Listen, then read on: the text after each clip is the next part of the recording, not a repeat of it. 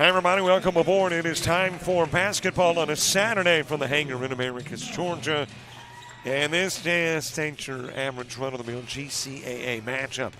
It is between the two teams that have unblemished marks, the only two teams with unblemished marks in the conference. Bobcats, the defending champions, 2-0 in conference play, taking on the Jets, 3-0. Longtime winners of the conference and ready to get back to that number one spot. Robert Williamson set to bring you the coverage as we take a look at the ladies who will be on the floor first in this one. Sneed, Hawes, McClendon, Collins, and Simpson all taking to the hardwood for the Bobcats. And then on the other side of the floor, it is Salumu, Ignachenko, Gregory, Papin, and Sakano for South Georgia Tech.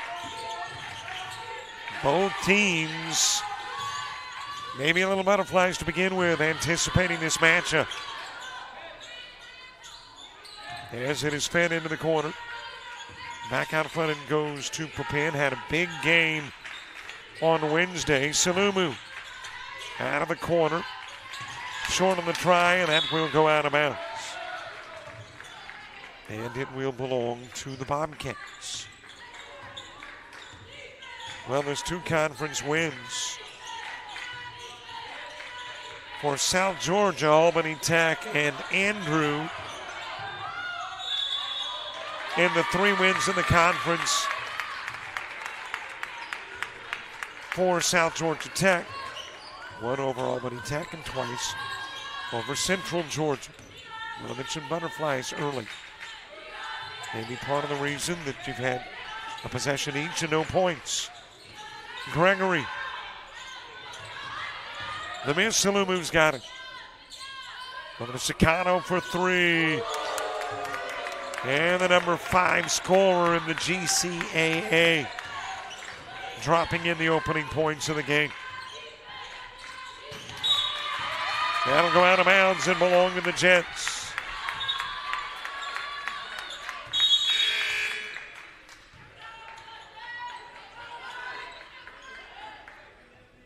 So Salumu to put it in play.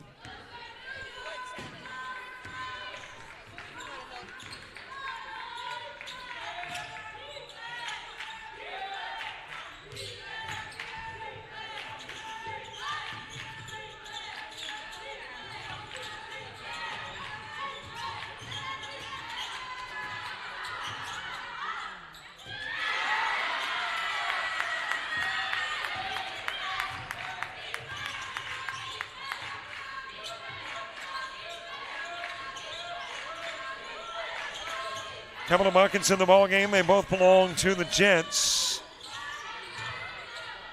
Ignachenko trying to defend, and at 6'4" does. And a jump ball. And you've got claims from McClendon, Charlene McClendon, that she was pushed from the backside.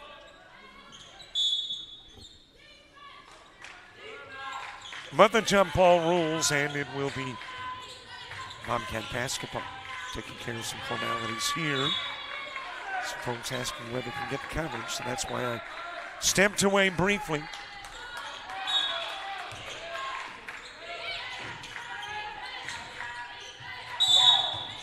Stepping out of bounds, trying to take the toss. That was Celeste Scott, who has checked into the game. And the Jets with an opportunity to stretch that early lead out to 7 or 8. Back it goes to Salumu. Fires over to Papin, 21 on Wednesday. Off the rim with a 3-try, and Ignachenko picking up the foul. Coming over the back of McClendon. And great to have you watching. Wherever you have got us on, thanks so much. Thrilled to have you watching a heck of a game. We anticipate it being the best of the GCAA on the women's side. And by the way, they're going to meet several times again in regular season conference play, and I don't think anybody would be that surprised if they didn't meet again when you get to championship play, wherever that may be. Spin move. Off the glass for Salumu. She will draw the foul and go to the strike. So McClendon picking up the foul. And that has got Salumu going to the strike.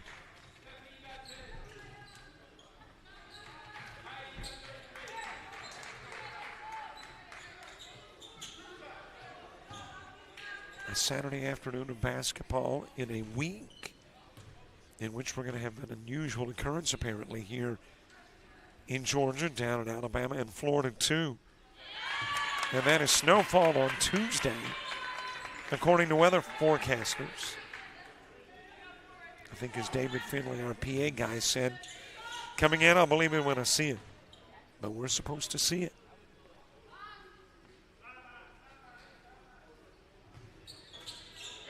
Salumu, 1 of 2. 6-3 ball game. McClendon kicking it into the corner. Off the rim with a 3 try from Tajay Halls. And it'll be East Georgia basketball. Got a couple of games this afternoon. Men and women.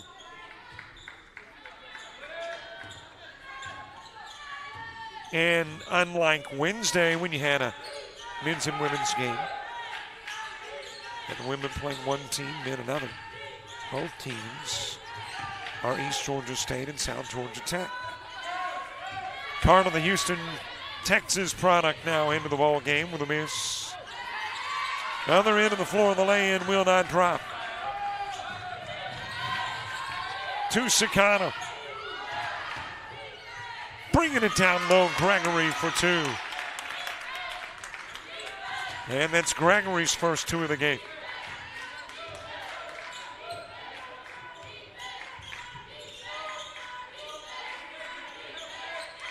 McClendon taking the toss down low from Kaylee Simpson.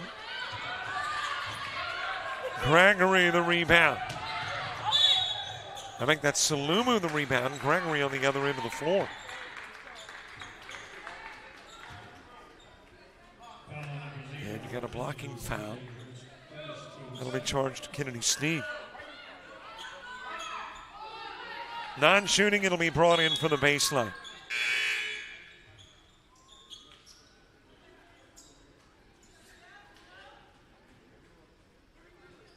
.5:44 to go, opening quarter of play.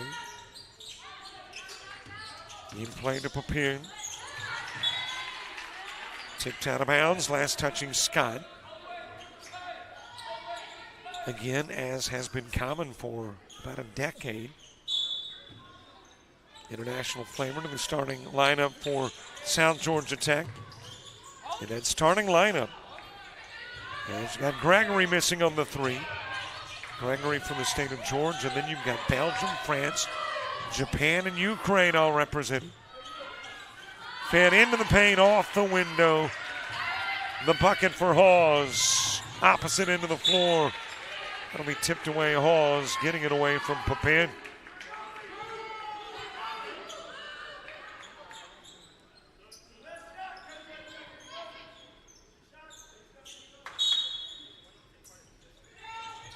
So the Jets put it in play. Off Clendon and out of bounds. A break there for the Jets. Gregory trying to get it to Salumu and actually put it in the gut of McClendon. So we'll swap inbounders. Salumu to Gregory instead of vice versa. Salumu with a miss, McClendon with a board.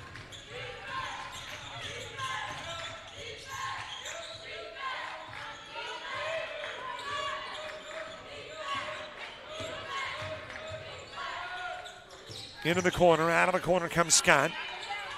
That is Sneed for 3. Rebound in by Scott. It's a 1-point game.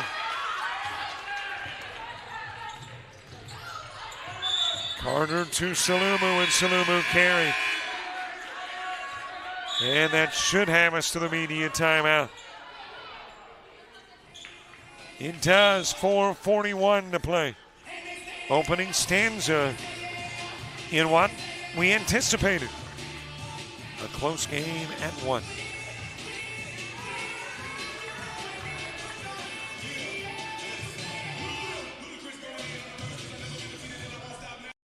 Georgia Technical College, where we make it happen. Whether your dream is to become a welder, a nurse, a restaurant owner, electrician, or aircraft mechanic, South Georgia Technical College can help you make it happen. SGTC has over 200 associate degree, diploma, and technical certificate of credit programs of study available. Visit our website at southgatech.edu for more information or to apply, or call 800-928-0283. So what are you waiting for? Let's make it happen. And all ages here. From very young to, well, I'm not going to say very old, but very young to older. Bobcats and Jets here in the hangar in Americas.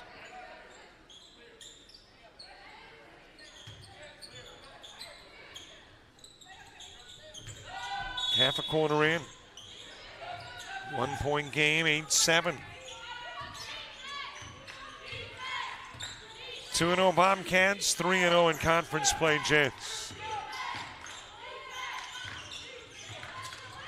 Give it to McClendon, into the corner, and then out of the corner, Scott.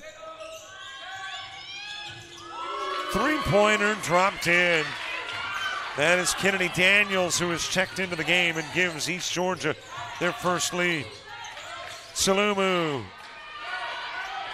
Rebounded by the new lady on the floor, Daniels. Another three en route. Jammed and rebounded by Toro, who is in for the Jets. Tipped out of bounds, and then a collision over near the East Georgia bench. But all's good that ends good. Everybody okay. Carter to put it in play.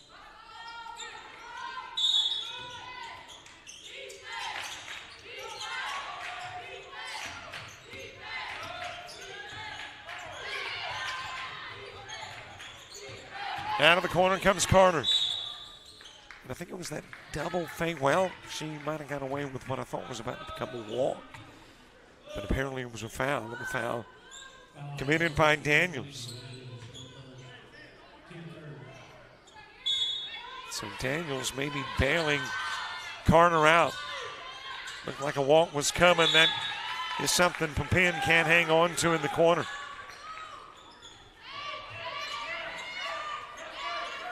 Obviously a big ball game from a number of perspectives. You want to become the front runner in the conference. You want to leave this one unbeaten in conference play. But also, if you are number one in the conference at the end of the year, you're not traveling for the semis and the championship. You're hosting.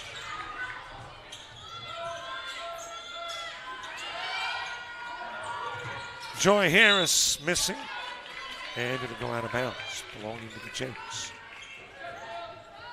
Now, a loss in this one doesn't take you out of the picture from the standpoint of capturing the conference.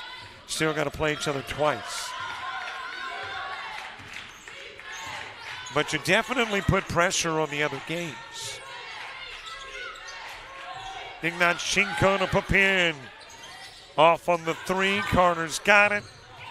It is stripped away by Sneed.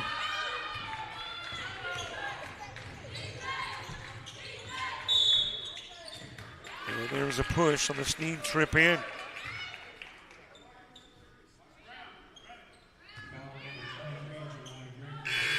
Non-shooting, it'll be brought in from the baseline.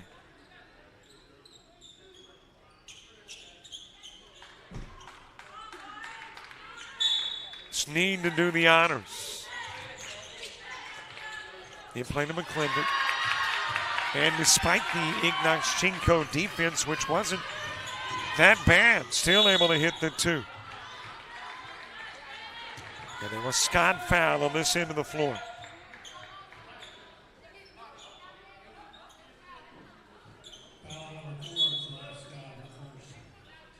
That is the last non-shooting foul in the first for East Georgia State.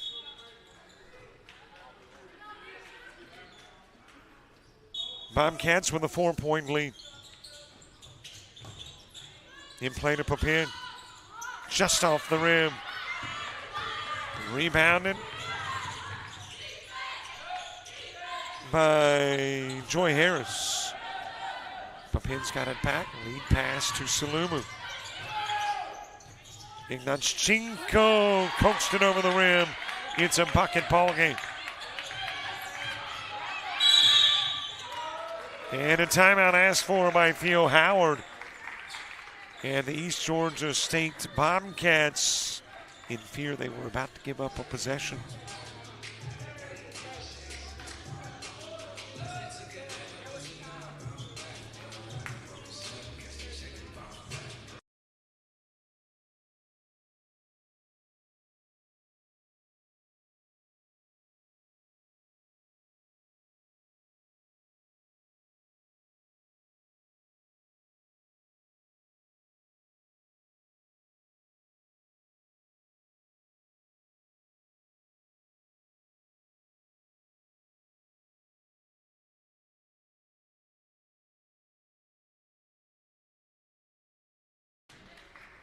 Well, I told you we had fans of all ages. More youngsters in the house.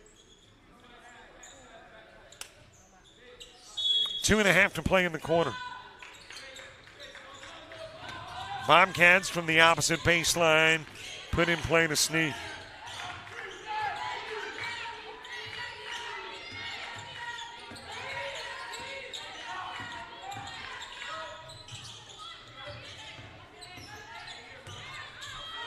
Into the ball game is Denisha Blige. And her shot blocked by Salumu. And then either a foul or a walk. Let's see which. And it's going to be an infraction, a foul called on Blige.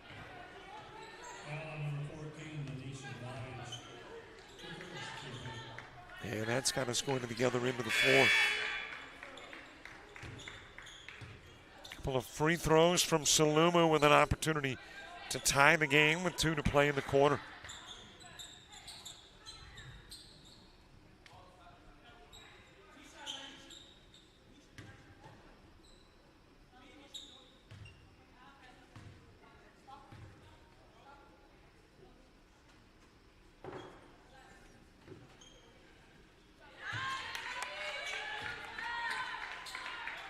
Salumu, a 60% free throw shooter, averaging 11 points a game, the number 3 rebounder in the conference.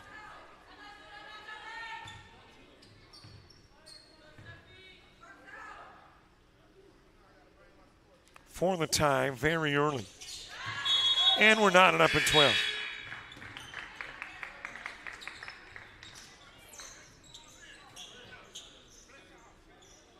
Other conference games being played today. Chatton Valley is taking on Central Georgia Tech. Of course, that's a conference versus a non-conference. Harris getting the 2, breaking the 12 all time. Ignachenko, 2 more. Southern Crescent's got Albany Tech today. And then Andrew playing LBW. That is a GCAA ACCC matchup. Harris backing it out to Snead. McClendon found all alone down low.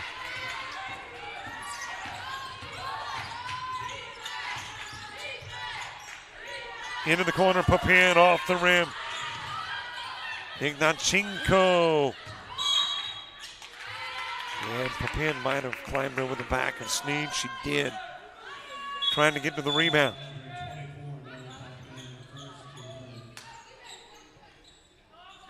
Ignachenko coming out. Carter back into the game for the Jets. Meanwhile, Kayla Ward into the game for the Bobcats.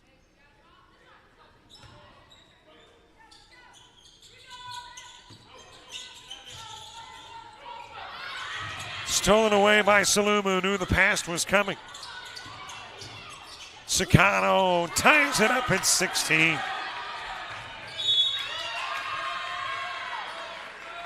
Tipped out of bounds with a minute to play in the quarter.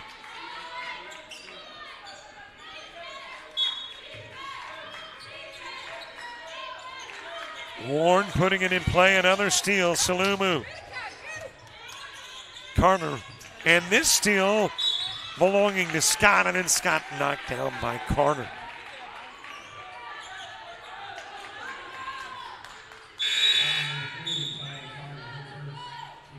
That'll be the first on Carter.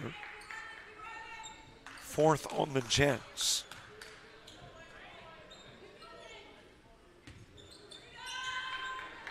McClendon puts it in play.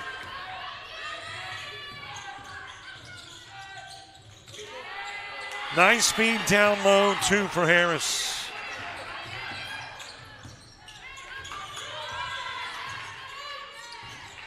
Give it over to Sakano. Gregory. Air ball on the 3, but Papin's able to get to it. Carter for 3. She's off the mark too. Jets struggling a little bit from behind the arc.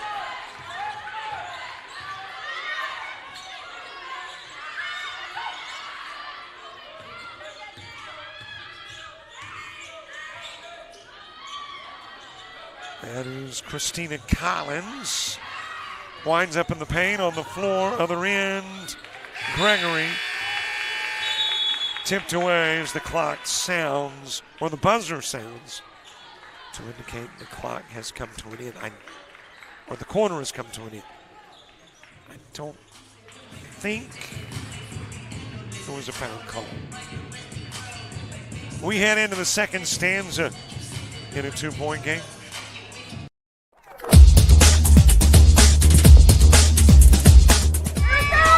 Just about all white. Jones County. Diving catch it, shortstop. Gross.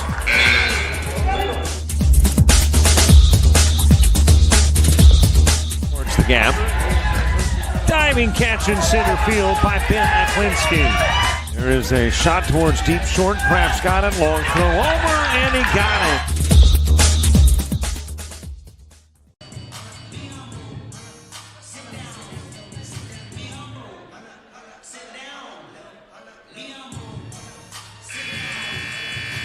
Got a corner under our belt. Right in the middle of that crowd is the gentleman we will hear from at halftime, Jason Carpenter. Second year as the head coach and AD here.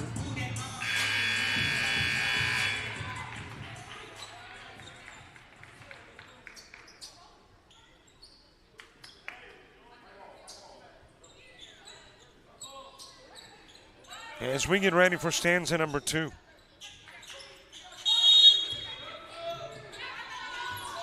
Well, I can't say that we saw anything in the first that did not surprise us.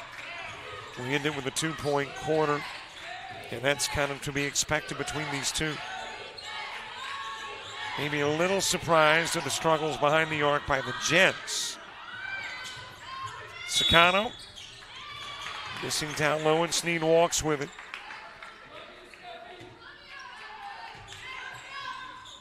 So it will be Jet basketball again. Salumu puts it in play to Sakano. Given to Salumu. Got the look, couldn't get it to fall. Sneed with it.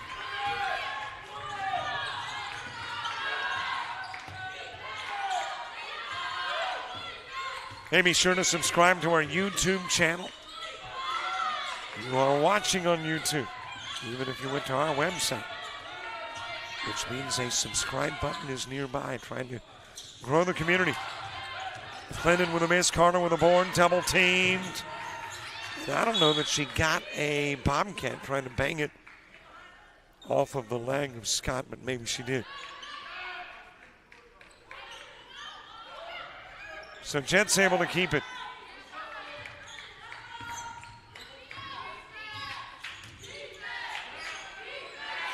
Gregory to Carter.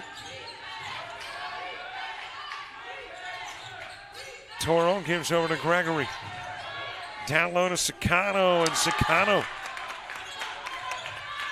odds us up at 18 each. Uncontested lay-in by Harris.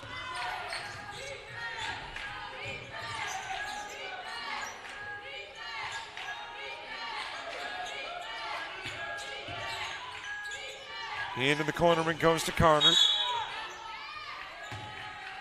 And a 3-second violation on Salumu. Toro coming out, Papin back in for the Jets.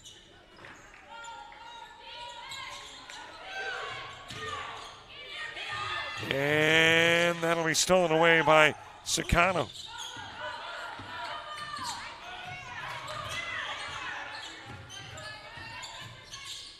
Into the corner, Carter for three.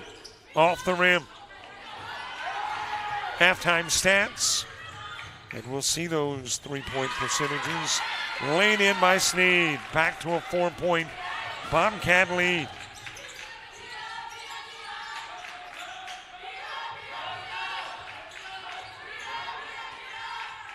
Sakano for three. I believe she is the only Jet with a three. Open up the scoring with a bucket from long range. Nothing since. Clinton fades and draws the foul.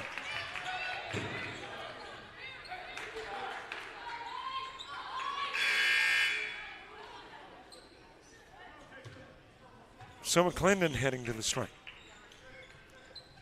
But back to that, subscribe to our YouTube channel. Access to shows, interviews, clips, games, and more.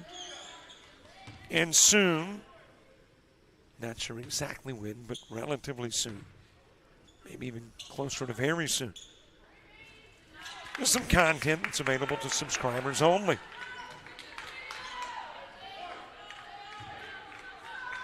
So sign up. Doesn't cost you a penny. These days, there ain't much that you can sign up that doesn't cost. Willie Silva checking into the ball game. The Brazil product in for the Jets. Gregory drawing the foul. And we'll go to the line and try to cut into the 6-point Bobcat lead.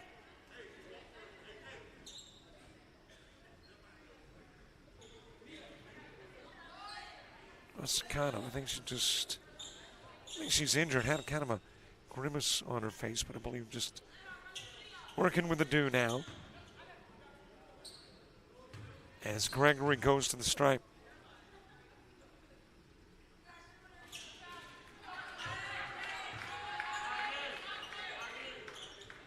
Gregory, a 63% free throw shooter. Second leading scorer in the conference. Averaging 14.5 per game. Has 2 in this one thus far.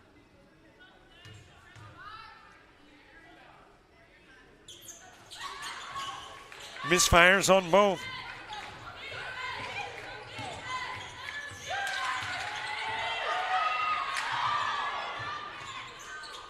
Tipped away by Gregory, taken away by Carter. Goes over to Papin, looking for a three, off the rim. No! Got it to drop back in. Looked like it was going to kind of lip out, dip out, whichever the case might be. And instead, you got the three, and it's a 3-point game. Timeout on the floor, inside 7 to play in the half with the Jets. 3 away from the Bobcats.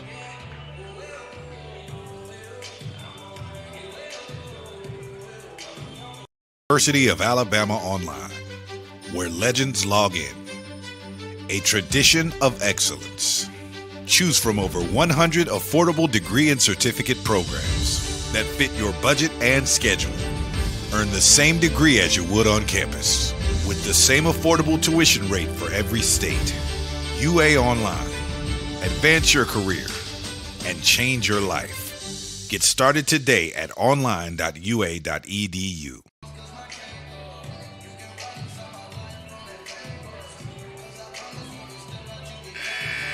I think it is safe to say there's a group of Jet fans donning their Jet paraphernalia.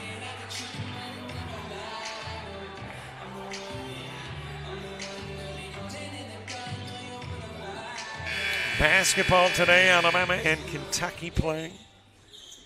Football today in the NFL. The teams that got byes last week, Kansas City and Detroit. Playing today, Kansas City and Texas. And Detroit, and I believe the Rams. Little scoop. Missed down low, rebounded by Sakano.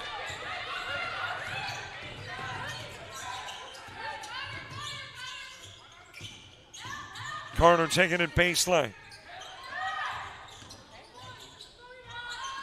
Gregory floats it, rebounded by, let's see, I think that was 23 in the game. I do not have a 2 and 3, if that be the case. And it is a 23. Let's see if we can cross-reference and give you a name. Jada O'Brien.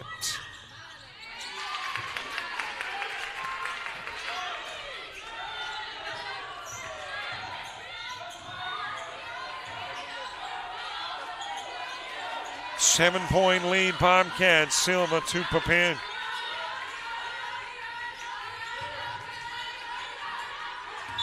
And Silva walked with it.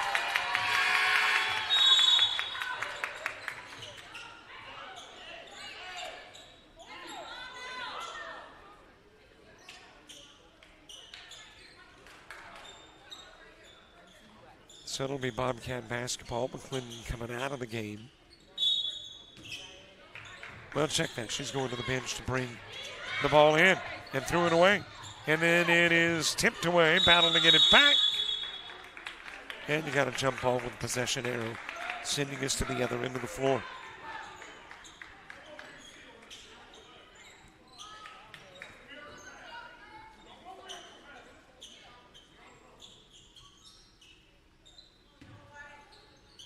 So in essence, a redo for McClendon, able to get it to O'Brien.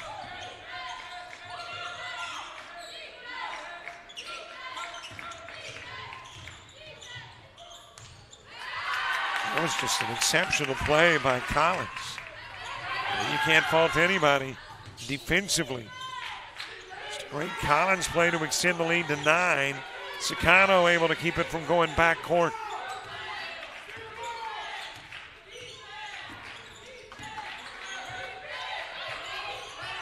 Working into the timeline left side. Back over to Carter. She will launch the 3, too strong. And McClendon grabs it.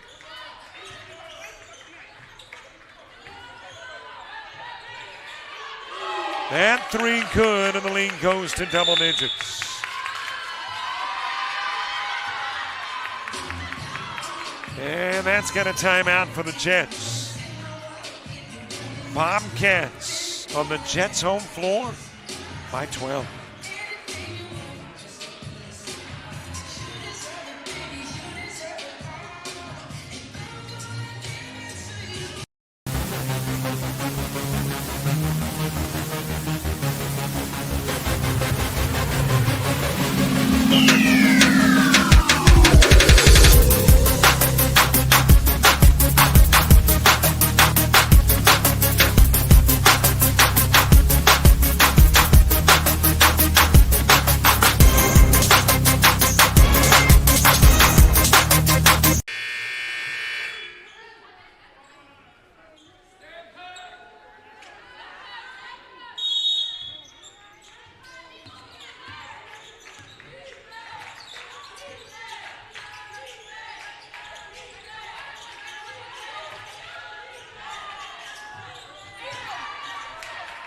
Pin, air ball from the top of the key.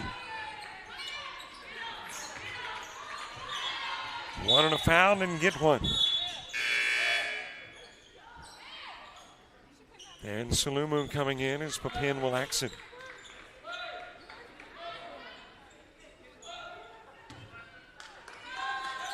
Ignachenko back into the game.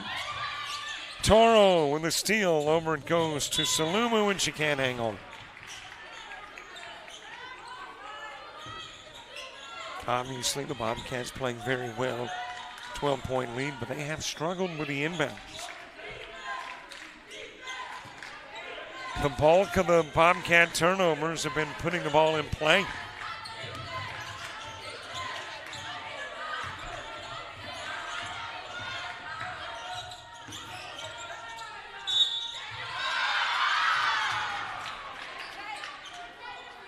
Collins with a miss, but drawing the foul. And it will be a two-shot foul.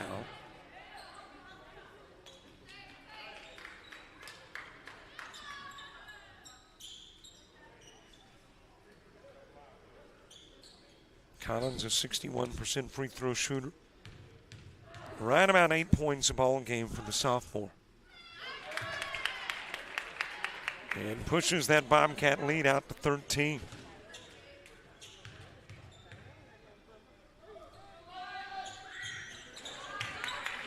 First of two games between these two schools. Men play next. And the men of South Georgia Tech without the services of Von Prosser. There's got an offensive. And that is going to be charged to Ignachenko. And it'll be her second. She'll come out of the game, and Silva will check back in.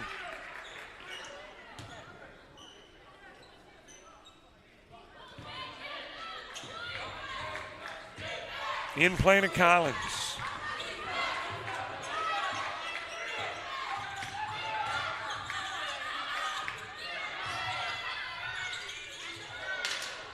In and out, tipped away. Rebounded by Hawes. Three not there. Salumu giving it to Carter. Takes it to the glass, draws the foul.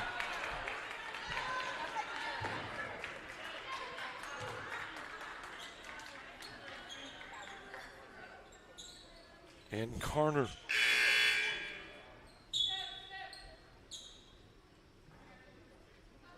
Trying to start a South Georgia Tech run before going into the locker room at halftime from the line.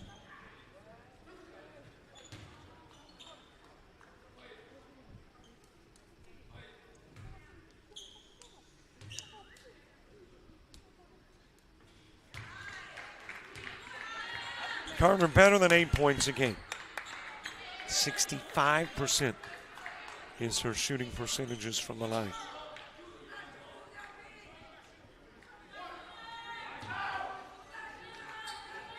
Trying to narrow that Bobcat lead to 12.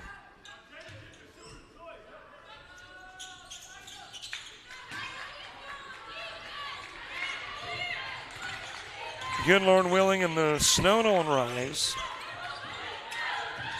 South Georgia Tech is headed to Griffin, Georgia on Wednesday for Southern Crescent Tech, but they're not thinking about Wednesday at the moment. Knocked down from the elbow by Halls.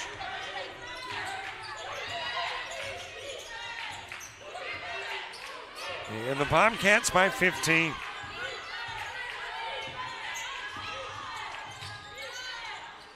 Little scoop by Carter for two.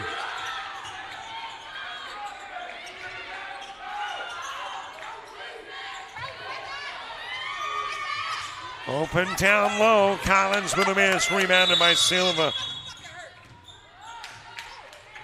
And Carter holding her rims on this end of the floor.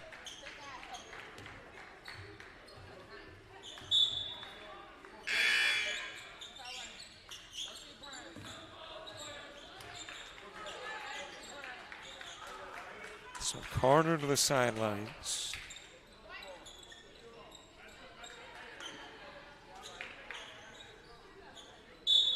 And that will get Maria Favero into the ball game.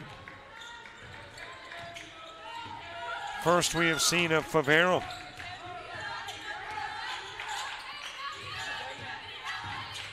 Baseline drive, Gregory got the underneath of the backboard.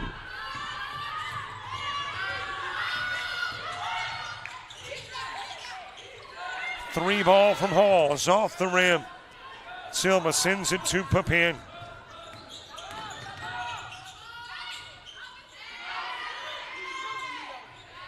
Into the corner for Favero, back it goes to Sicano.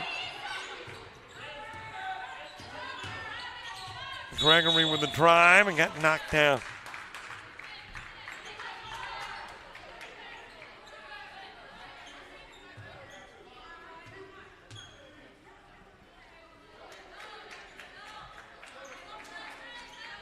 So Gregory again trying to trim into this 13-point lead. 2:09 to play. Half number one. Checking into the game is Sobwezi Irojama, a Duluth, Georgia product. And if you're on the other end of the broadcast saying that is not how you pronounce her last name, nor her first, you are probably very accurate.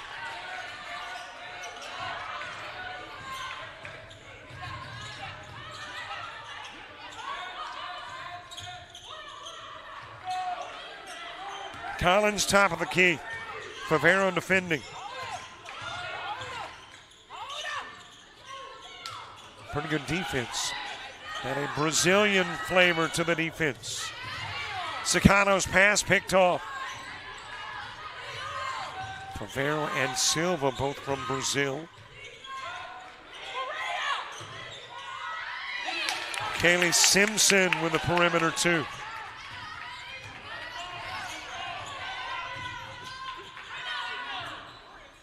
Papin dropping in the three.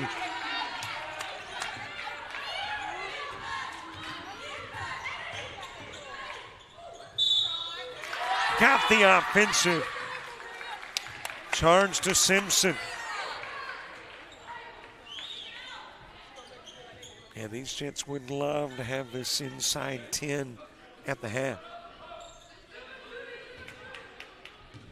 And as a matter of fact, if you could bring it down to about 6 by halftime,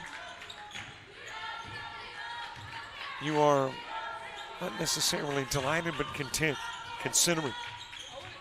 Favero picking up the dribble. Out front it goes to Papin. Back to Favero for three. Off the rim. Rebound belonging to O'Brien.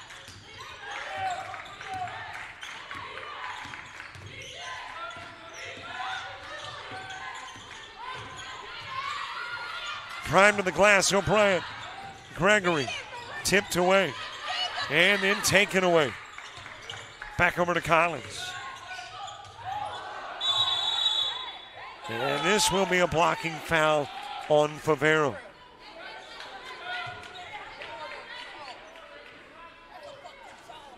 And that will be brought in for the baseline. Collins was hoping to convince the officials she was in the act of shooting when fouled. But the official's not buying it.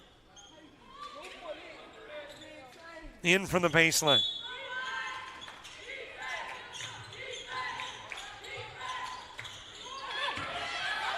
Thrown away, Papin all alone. Lays it up and in.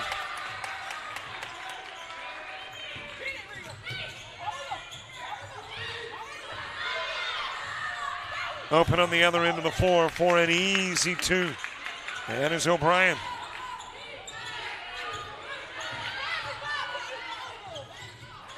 Gregory.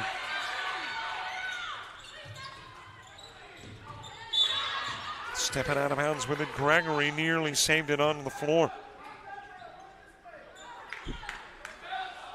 Less than a second remaining. In play to O'Brien, and that'll be the half. So halftime. Bobcats by 8, but that's about half as much as they had at one point in the opening half. So South Georgia Tech making a late first half surge to trim it to a single-digit ball game as we head into the locker room at halftime.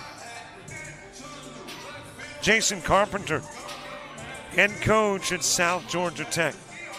He's our guest in 60. South Georgia Technical College, where we make it happen. Whether your dream is to become a welder, a nurse, a restaurant owner, electrician, or aircraft mechanic, South Georgia Technical College can help you make it happen. SGTC has over 200 associate degree, diploma, and technical certificate of credit programs of study available. Visit our website at southgatech.edu for more information or to apply, or call 800-928-0283. So what are you waiting for? Let's make it happen.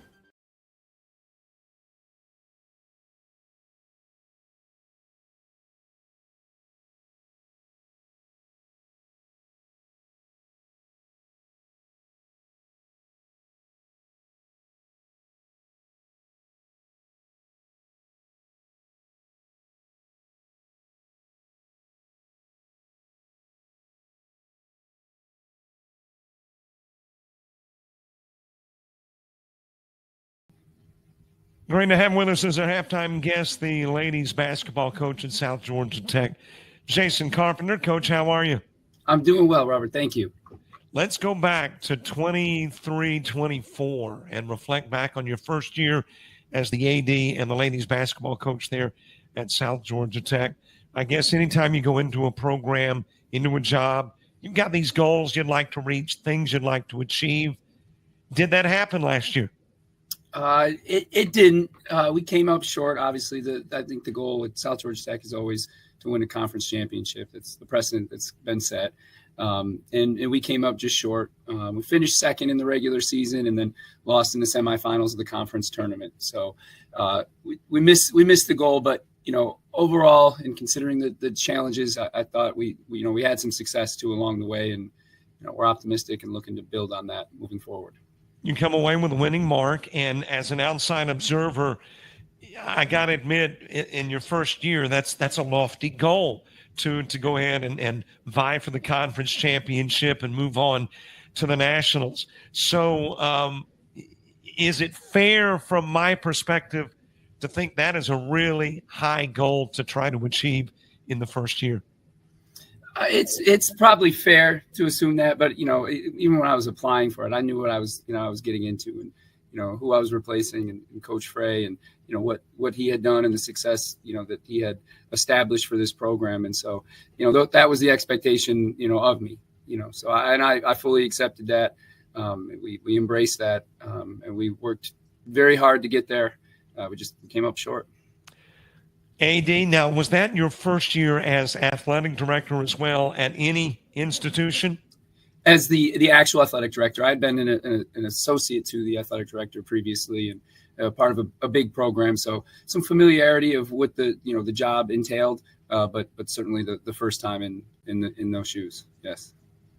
Did that present some unseen challenges, things that maybe in that first year in that you didn't realize was maybe part of the AD, or did the fact that you were kind of balancing it and the coaching job together, did it present new challenges?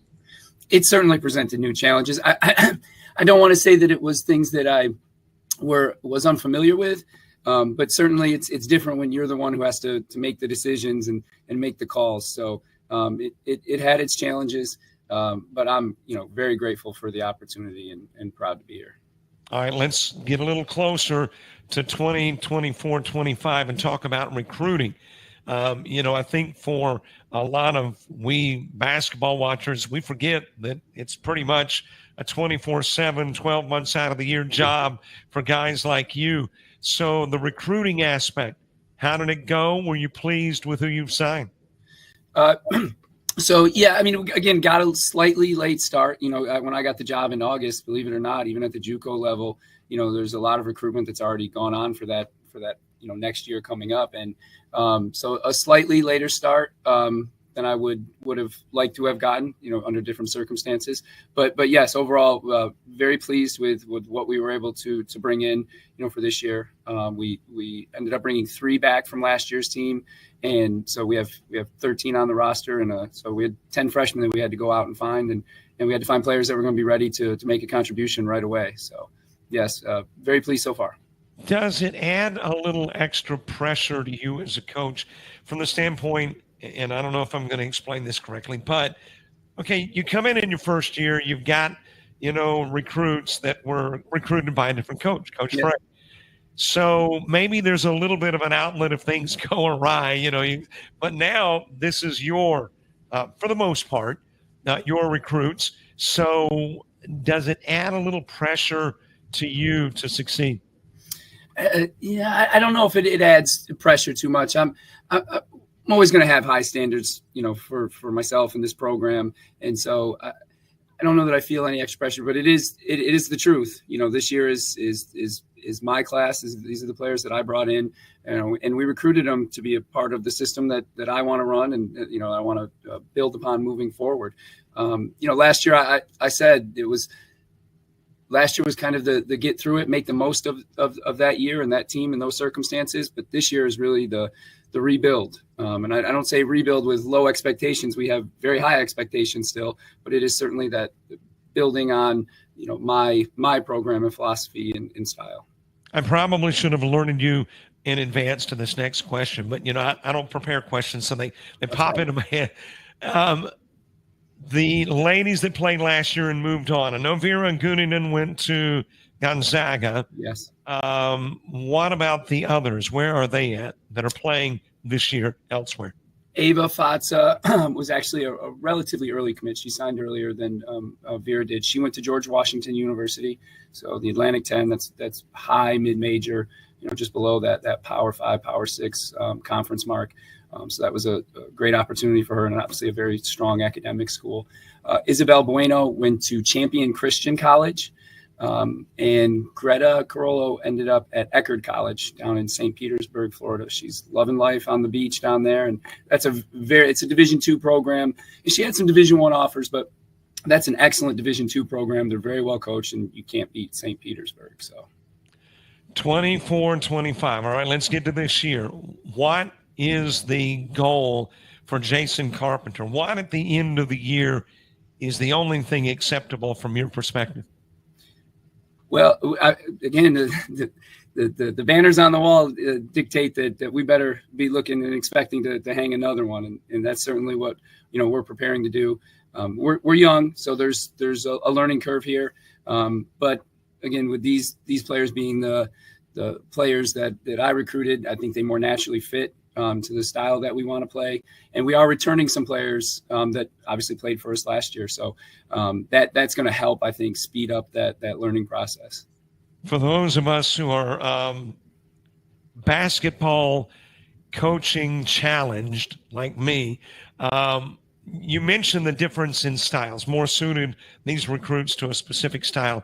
What would you say is maybe some of the greatest differences between the Frey style and the Carpenter style? I can't necessarily speak to what his style was, so to speak. But, I know for us, we like to be really dynamic offensively, really like to spread the floor. We like players with a wide variety of skills that can, attack, defenses in a variety of ways so that we can utilize them that way. We really like to get up and down and push the tempo. We're really looking to run and score in transition, and that takes a certain type of player to do that. And then the defensive philosophy is probably a little bit unique in how much we want to pressure and get up in the passing lanes and look to generate turnovers.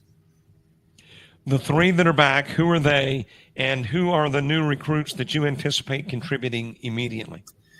We brought Mio Sakano back. So she was a runner-up, I believe, to Freshman of the Year. She played, again, you talk about dynamic type players. She started off the year last year as a freshman for us as our starting point guard, and eventually we moved her into like a starting low post player. So she's, she had success in both areas. She's going to be running mostly the point for us this season. We brought Enola Pappen back. a wing player to shoot it. And she had a pretty good freshman year, but we expect for her to have a much better and more successful sophomore campaign. And we brought Maria Favero back, who is a combo guard, we say in the basketball world. She can handle the ball a little bit at the point and play a little bit on the wing too as well. Very athletic, tough competitor. Again, we thought she was the right type of player for this program, and just an excellent quality kid, and works really hard. With regards to the freshmen, we have a young lady from Kell High School in North Georgia, Jemiah Gregory, very athletic, exceptionally athletic, a wing player for us. They won a state title her senior year when she was at Cal. So we expect her to be certainly an impact player. We have a young lady, Maria Ignanchenko, who we all call Masha. She's a 6'5" post player from the Ukraine. She's got great hands, very good feet. Adapting again as an international player, adapting a little bit to the U.S. game and the style. But given her size and her skill set, I think she's going to have an excellent year for us. I got to ask, where a native of Ukraine is concerned, how did South Georgia Tech get in touch with Ukraine, or at least an Ukrainian in this particular case, and get them to Americus Georgia? I can't give all my secrets away, Robert. No, she had originally committed to go to Morehead University, and at the last minute that kind of fell through for her. And we had a coaching friend that was over there and told me that she might be coming available. And when she did, we certainly were very pleased at the opportunity to bring her in here to help us out. Well, Coach, great year last year. I'm anticipating the same this year. Where the rest of the conference is concerned, last year's winner was East Georgia State. Are they still maybe one of the top-tier teams? Who's the team to beat outside of South Georgia Tech? Well, East, obviously, being the reigning champion and bringing back the freshman of the year and their post player, as well as I think they got a guard back that was very good but was injured most of the year last year. So they're certainly, that team that people are looking to knock off. But I think Albany Tech is going to be very talented. They brought two guards back who were both very good players as freshmen, as well as some other, very good high school players coming in. And Central Georgia Tech, again, I think is going to be pretty good. They've got a new coach and a new cast of players, but it's going to be competitive. It always is when you play each other three times, for conference bragging rights and titles on the line. Games are going to be competitive. Coach, looking forward to your sophomore year there at South Georgia Tech. Congratulations on a great 2023-24, and we're looking forward to 24 and 25. Thanks for being our guest. Thank you, Rob. Thank you very much. Take care. You too.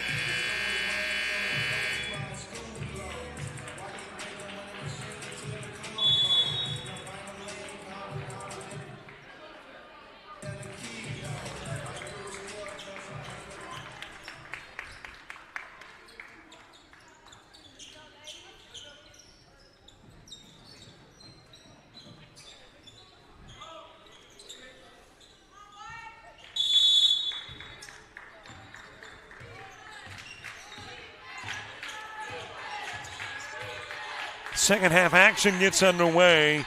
An 8-point Bobcat lead. There is a 3 splashed in by Ignatchenko. And that is exactly how the first half began for the Jets with the 3. Misfiring on the other end of the floor is Scott. Giving to Sakano. Off the rim, rebounded by Papin. From the elbow. Not there. Put back from Saluma is. And 5 quick points turn it into a 3-point game.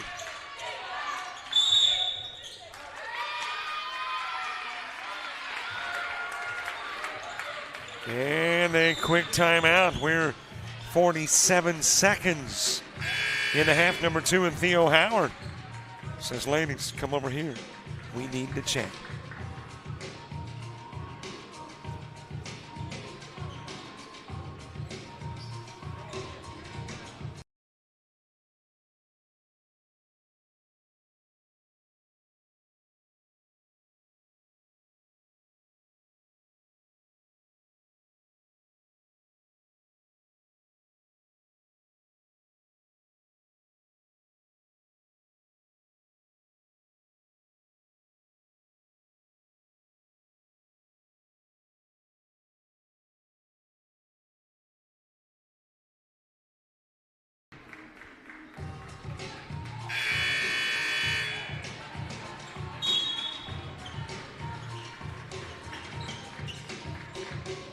Who knows? Could be some future Lady Jets there. Holding, I'm sure, a doll that, or do you call them dolls? Stuffed animal? Well, it didn't look like an animal. That's why I didn't go with a stuffed animal. A stuffed something. That I'm sure is popular today, but I'm out of touch with, popular stuffed animals. When my daughter was young, Teletubbies was popular. Thank God for the end of the Teletubby era. Salumu. It is a 1-point game. 7 consecutive Jet points to begin the half.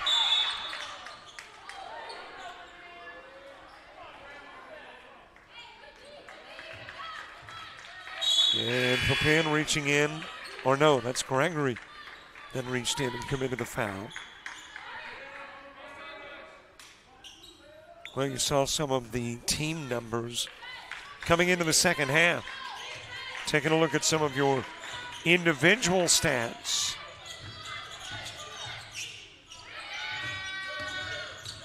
As Collins has it out front. Over to Snead, top scorer, top rebounder. Top time on the floor. All belong to McClendon for the Bobcats. With 8 points, 7 rebounds. 1 block shot. 16 minutes, 56 seconds on the floor. Did pick up 2 fouls. Leads in that category, too, for the Bobcats, a category in which the Bobcats wish she did not have the advantage. Gregory with a miss, rebounded by McClendon. And tried to get a little fancy and threw it out of bounds.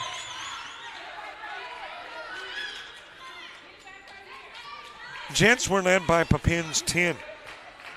Top rebounder Salumu with 5. Most time on the floor, Sakano at 19 minutes.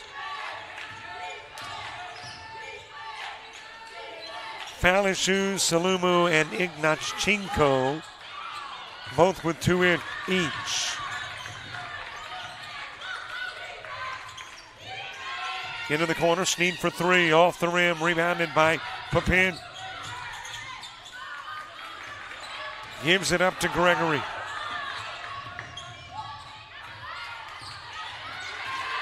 Gregory has it stolen away. And a pass too many.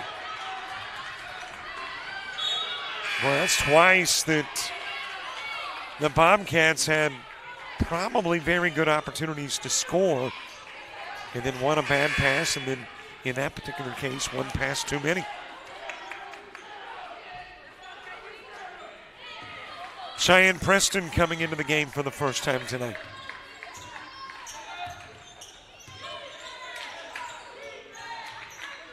Given to Preston, and she will immediately shoot the three off the rim.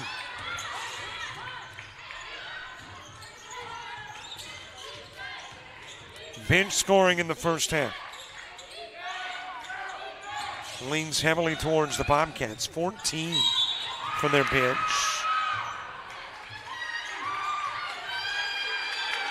Well, if we've got a foul or a walk, we've got a foul, and it's going to be called on Ignatchenko, which means the bucket counts, and the and one's coming.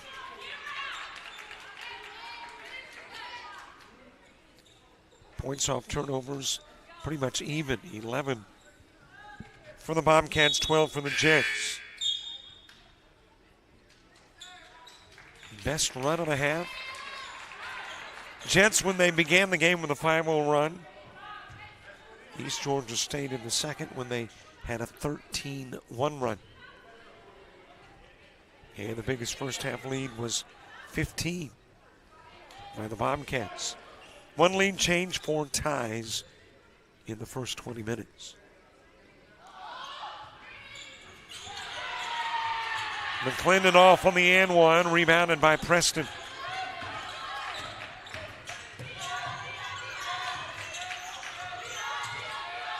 Carter back into the game.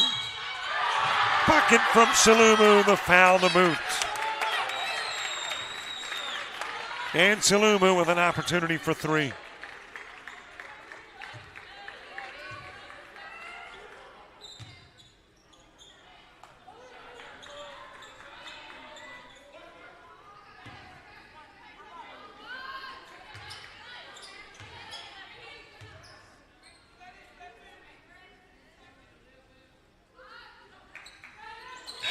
It's a 2-point game. And a Howard coming into the game for the Bobcats. As that is sent to half court. Scott for three. Saved by the Bobcats, but into Carter's hands and then taken away by Collins. She'll splash in the three.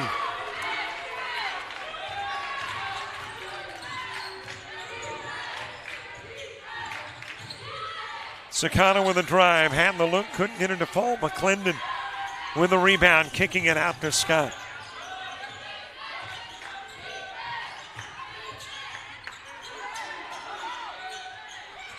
Turnaround jumper, Howard with a miss. Salumu headed the other way. Papin open for the three, rattles it in.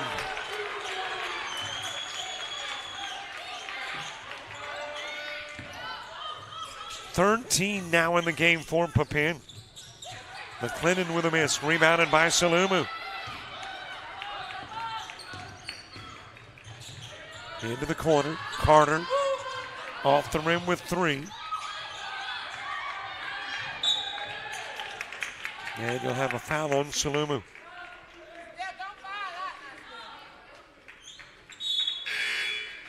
And Salumu will join Ignatchenko with 3 fouls each.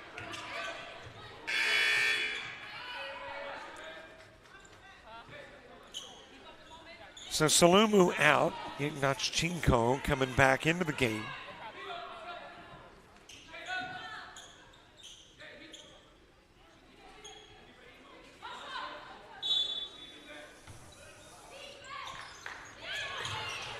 That is picked off by Ignatchenko. Over to Papin, top side to Gregory.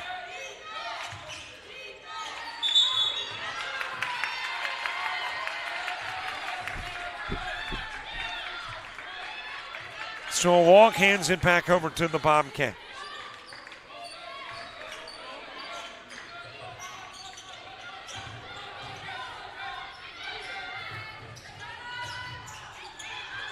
Off the rim. And Ignatchenko is about to pick up her 4th foul.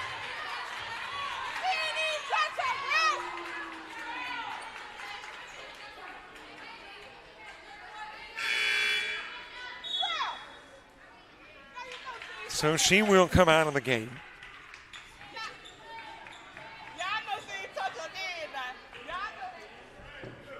Holly Turnley, according to the stat sheet, that is an entirely different name than the roster. But since I couldn't pronounce the 35 on the roster, we're going with Turnley. We had a couple of minutes of playing time in the first half, did not score a point. But hits the first here. And the second.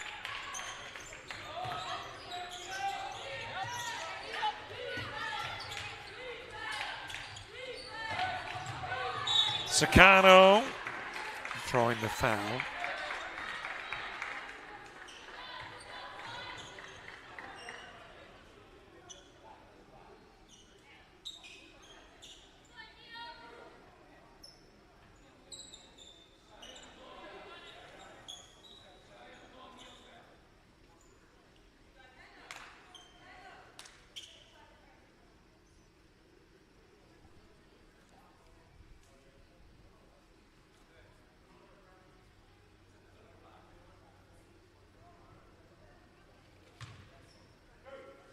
Well, I'm not sure what all the discussion was. The official over to our clock operator. Maybe it was regarding a media timeout, which we did have a timeout 47 seconds into the half that I thought had been combined with the media timeout. And technically, I think it comes inside 5. And now we're inside 5 at 4:59. We were sitting squarely on 5, and I think that probably was what the discussion was about. 3-point ball game. 8 at the half, halfway through quarter number 3. It is 3. As we go to the break.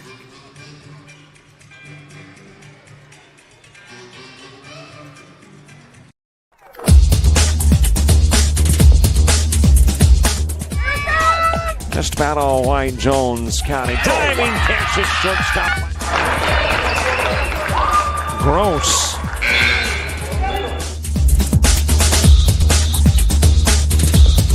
Towards the gap.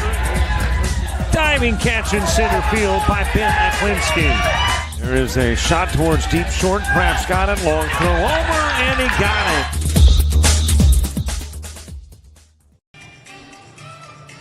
Well, there's the young man who is sitting to the right of his dad, who brought me stats at halftime. Had to give him a little camera time. There's his dad, who is keeping stats, and the two fellas behind him, part of the family too. Dad told me before the game it was his wrecking crew. I told him, remember, we at one point were members of a wrecking crew. Of course, in my case, I think it was part of a demolition team. As a young boy. I had a daughter, not a son. I was always fearful that if I had a son, he'd be like me. That is a scary thing to consider through childhood and teenage years, etc. 3-point game, ball turned over to the Jets. Opportunity to get to within 1 or tie. Preston bringing it down the floor and gives over to Sakano. Jets with 2 with foul issues. Air ball from Gregory. They are both on the sidelines. Ignacinko with 4 and Saluma with 3. So 2 starters currently out. Into the paint. And a nice move in that paint by Turnley to pick up her 3rd and 4th points.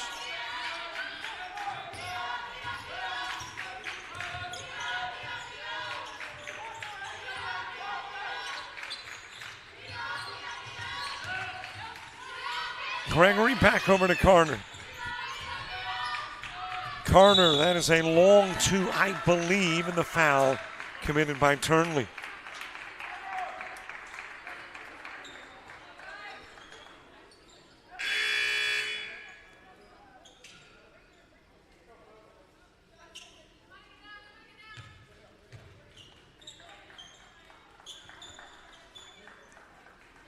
Preston coming off the floor. And Salumu coming back in.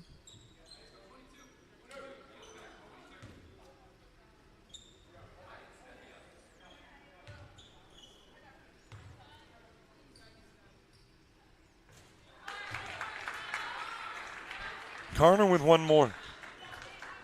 Preston might have come out of the game. Coach might have spotted that little bump between she and Turnley. Allowing cooler heads to prevail. Took her out briefly. Or it could just be Salumu now needed in a 52-49 game with 3:50 to play in the third despite the 3 fouls.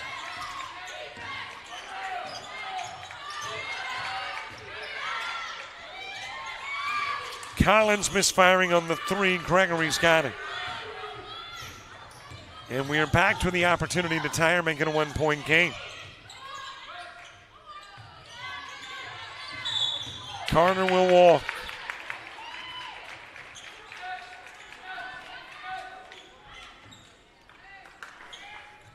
We've already mentioned next for South Georgia Tech is Southern Crescent Tech on Wednesday. East Georgia, which has got kind of a lighter schedule comparatively speaking. This is their 12th game of the year. For the Jets, it's their 18th. And East Georgia doesn't have another game until next Saturday, when they'll take on Florida State College of Jacksonville. And a bump of Sakano.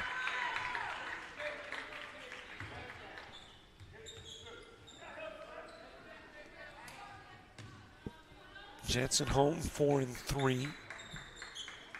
On Saturdays 5-1.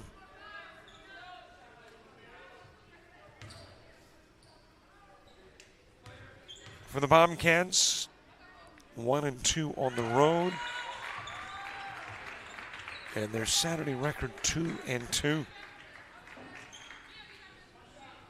And both of these teams have absorbed 4 losses to Florida schools.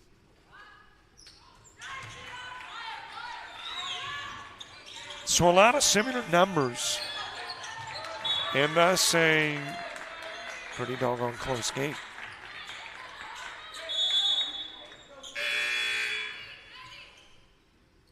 McClendon coming back into the game.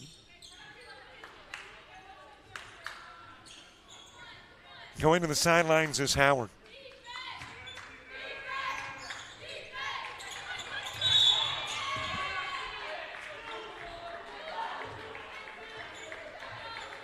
Well, that one is thrown away. And the Jets will have it.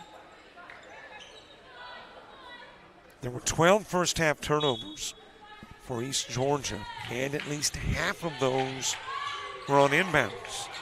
In and out for Papin. Salumu trying to get the putback. McClendon with the rebound.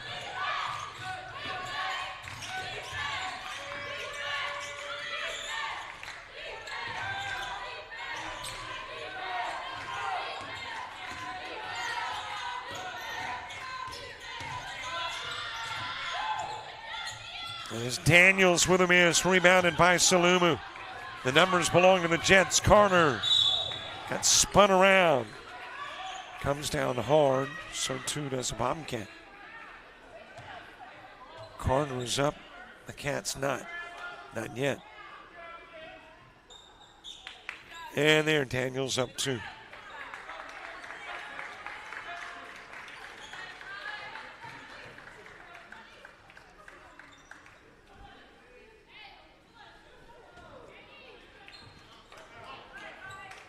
Carter trying to make it a 1-point game at the line. It has already been a 1-point game in the second half when the Jets came out of the locker room and scored 7 straight to begin half number 2.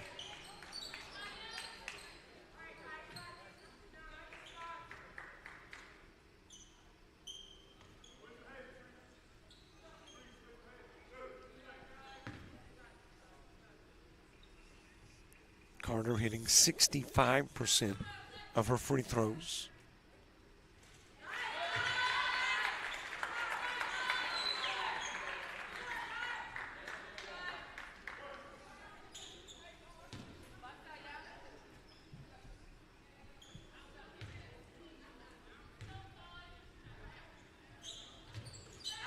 She'll hit both and turn it into a one-point game. Put in play to Sneed. Turned over.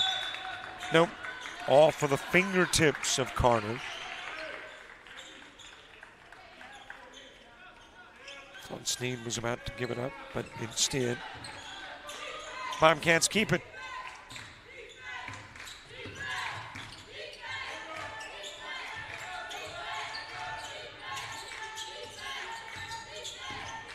Sneed with a spin move over Papin. And Papin going to commit the foul, I would assume. Well, that's a wrong assumption. It is going to be Salumu. And that will be 4 on Salumu.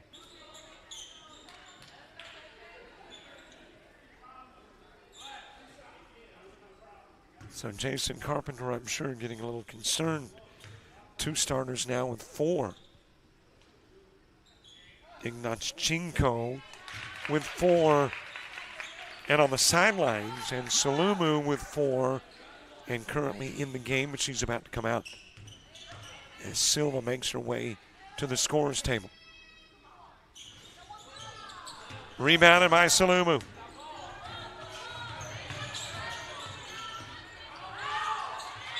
Lost the ball in the paint, got a jump ball out of it. Possession arrow sends us to the other end of the floor. And Salumu will likely come out. Silva in, yep, that's the exchange.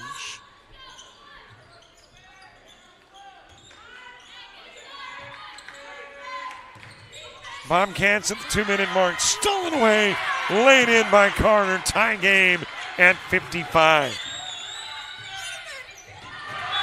And then thrown away by McClendon.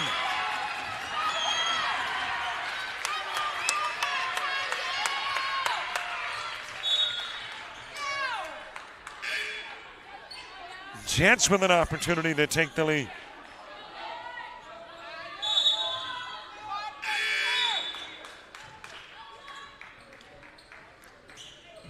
McClendon coming out of the game. It is Kaylee Simpson who will check in.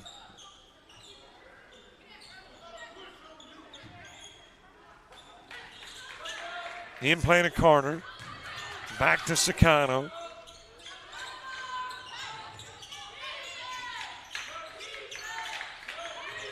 Silva to Sicano. Carter. And she will draw the foul. Has an opportunity to draw the lead.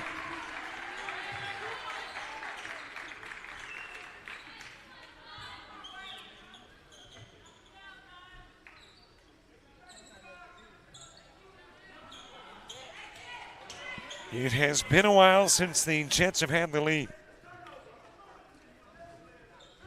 As a matter of fact, might have been the first stanza. But a chance to get that first second half lead. And they do, with Carter hitting the first of 2.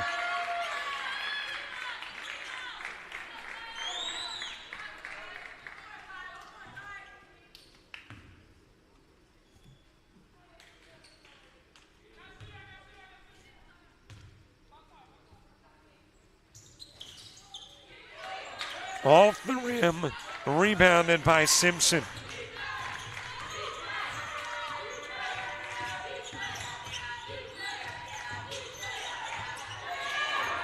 Tripping, falling, apparently knee or ankle issue on the other end of the floor. And that will go out of bounds. The good news is Collins is up. She's hobbling a little bit, but she is up.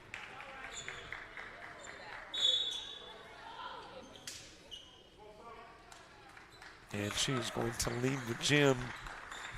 And Brian, the trainer, is going to chase after her and make sure that she's in okay shape.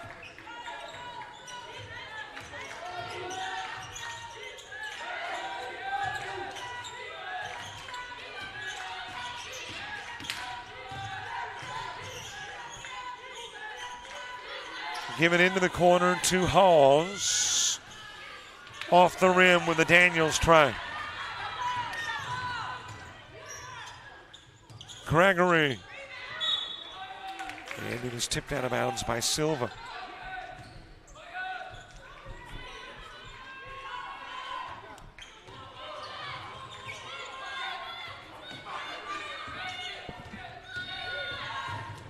O'Brien into the corner. Hall's out of that corner. 3 ball is rebounded by Sicano.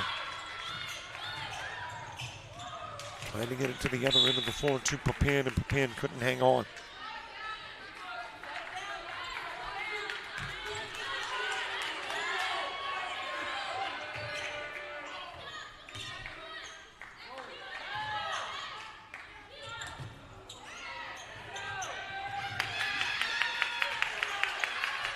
Laid in by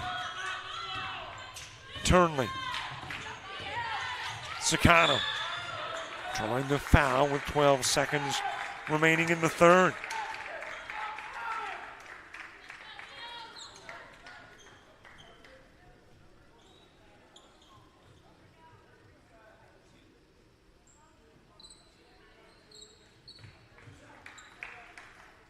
So Sicano shooting a couple of free throws.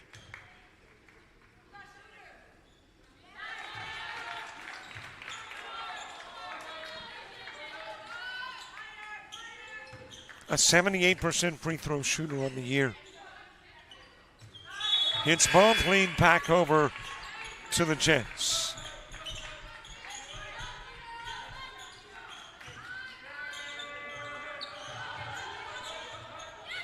Stolen away by Carter. Papin for the charity stripe. She'll hit it.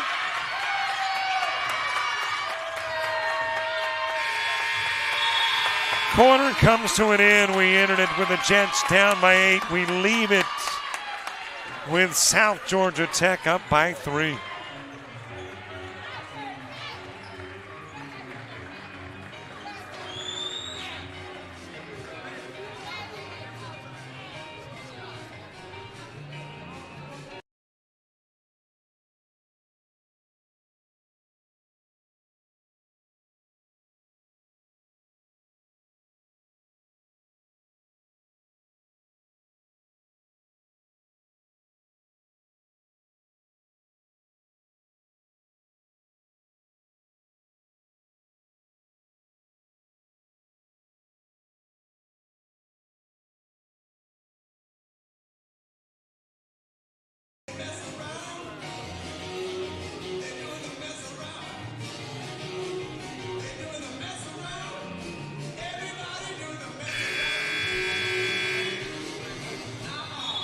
.41-33 in the half. Bobcats heading into the 4. Jets by 3. Hey, don't forget to subscribe to our YouTube channel. We need you. Trying to grow the community. We're just a small community. We want to be a big metro. Because, you know, the big metros have all the amenities. I get it. Small communities, quaint. But we want a bigger community. So if you will subscribe, we'll love you for it. Gregory with it. Gives into the corner to Papin. She'll hit the 3. Has 18 in the game. Stolen away by Silva. From the charity stripe, Carter short. But we keep it on this end of the floor. Papin down to Silva. Couldn't get it to fall.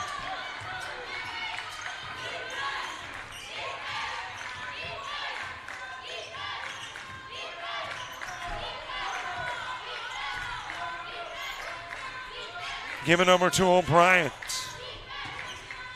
That is Turnley.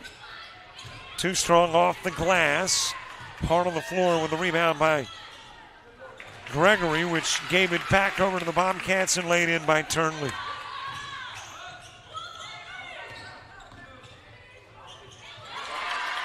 Drive and score by Gregory. Silva reaching in, nearly took it away.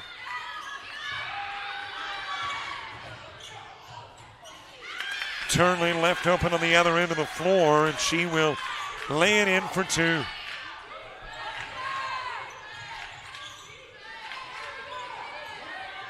Off the rim with the three try.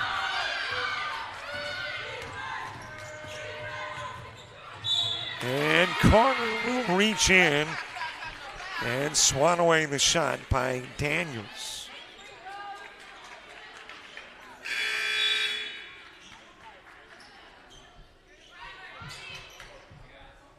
So Daniels shooting. Sakano back into the game. Silva with her quality minutes going to the sidelines.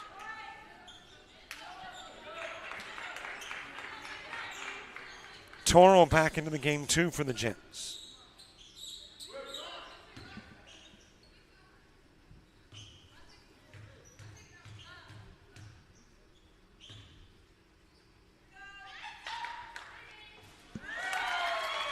Kennedy Daniels in the first half had a three-pointer. This is her first trip to the stripe.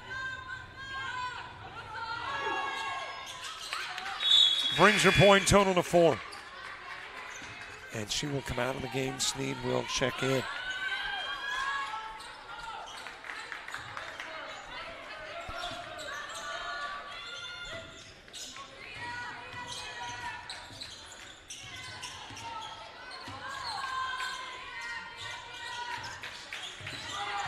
Gregory into the paint.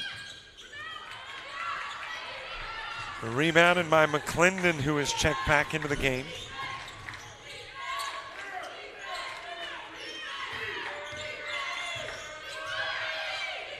Sneed going to the opposite side of the floor.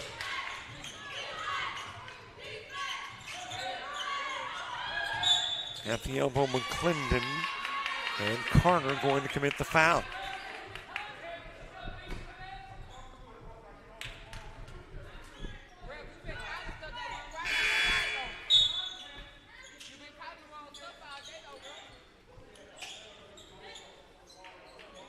So it'll be ball in from the baseline. And Jason Carpenter letting the official know he was not particularly pleased with the call. Air ball on the three try from Harris. Bobcats able to get it back though. Sneed nearly lost in backcourt out front. Sneed has to fire the three, nibble the rim, able to get it back, turn it around, bring it to the glass, but missing is Simpson. Papin misfiring on the three.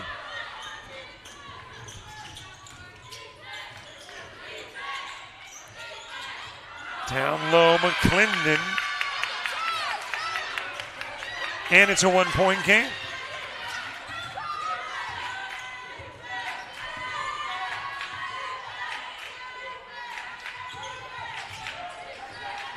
Salumu back into the game, over to Papin. Carter drives and draws the foul.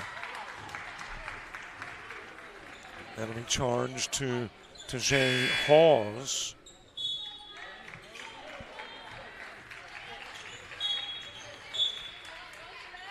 Toro out of the game, and Salumu kind of limps out of the game. Ignachenko coming back in. And Sakano back in.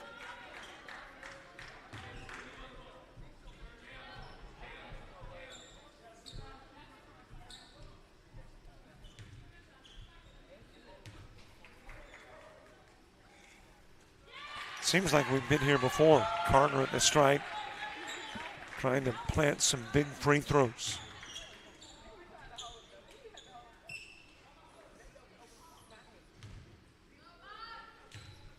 Winner of this one all alone atop the standings in the GCAA. Granted, a lot of the season to go. Most of the season to go.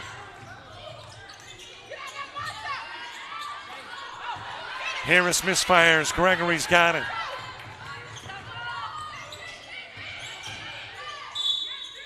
And there is the offensive charge to Gregory.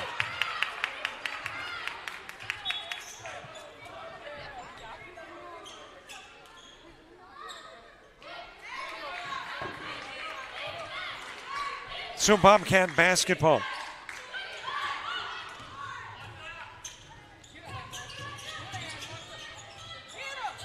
Carter the block. McClendon able to get it back. Too strong off the window.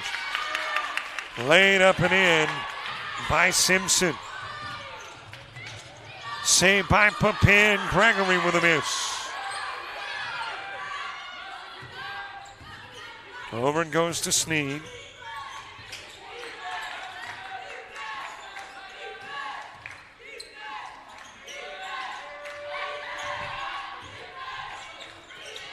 In the corner.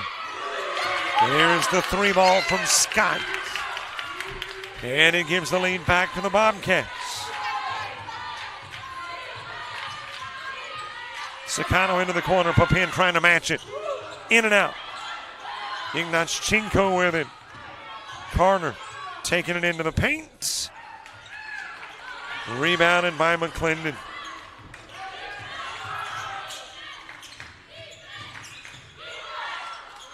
Back out front and goes to McClendon. Off the rim. Twice. Third time the charm for McClendon.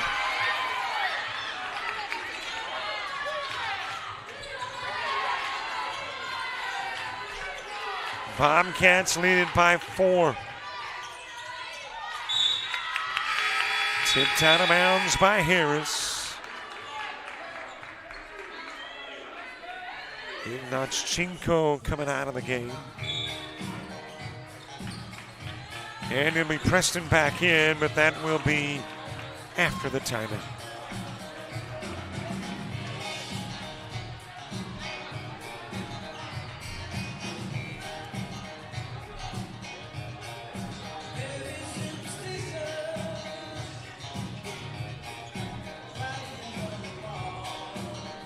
South Georgia Technical College, where we make it happen. Whether your dream is to become a welder, a nurse, a restaurant owner, electrician, or aircraft mechanic, South Georgia Technical College can help you make it happen. SGTC has over 200 associate degree, diploma, and technical certificate of credit programs of study available. Visit our website at southgatech.edu for more information or to apply, or call 800-928-0283. So what are you waiting for? Let's make it happen.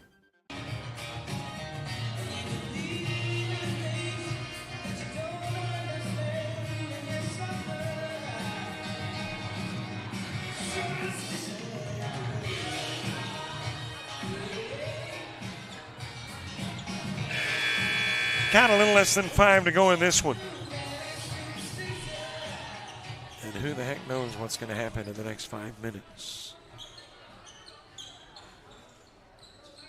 Over the course of the second half, Bobcats have had a lead, Jets have had a lead. You got a couple of Jets with foul issues.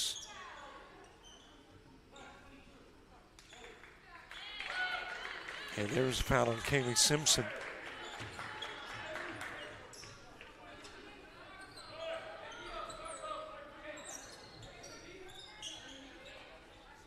You got the top spot of the GCAA up for grabs. You've got a head start on maybe hosting the conference semis and championship. A lot at stake in the next 5 minutes. Preston drawing the foul. And Preston to the line.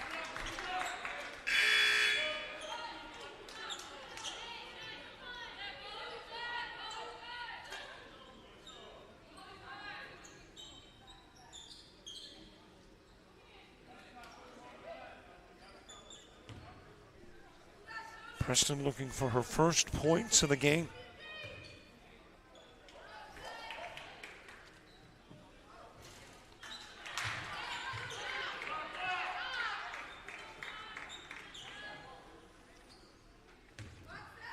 Did not play in the first half, came into the ball game in the third. on the floor in the fourth and gets one of two.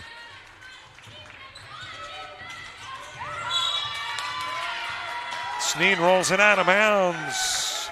Jets and company with possession.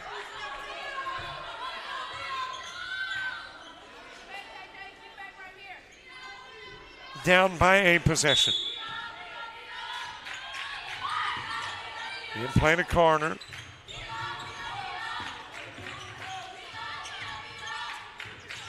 Given to Papin. Swing pass to Preston. Gregory thinking about the three and then has it stolen away. That is Daniels who takes it to the other end of the floor and lays it up and in.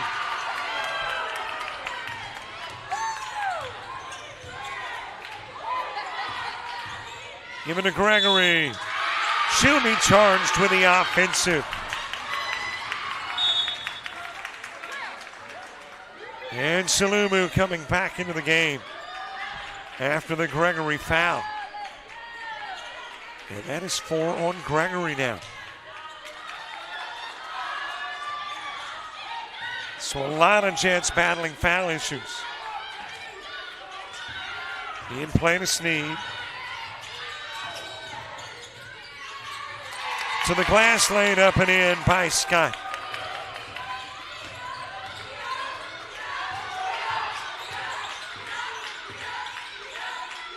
Carter to Sicano. Back it goes to Salumu. Papin for three. Much needed three from Papin. Stolen away by Carter. And a foul in the process on Scott.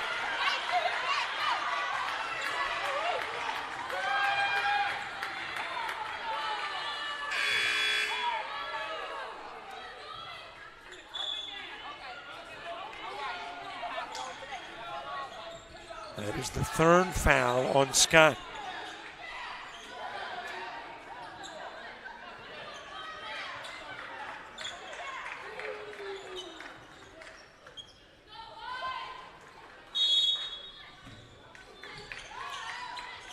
Jets trying to narrow it to a one-possession game. The inbound stolen away.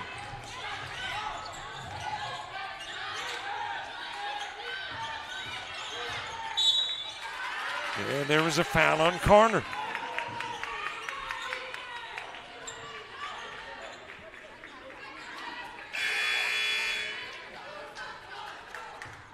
Here comes Gregory back into the game.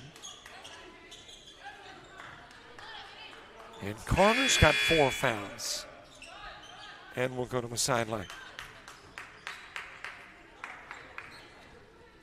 So that is 4 Jets now with 4. Preston coming out of the game. Ignachenko in.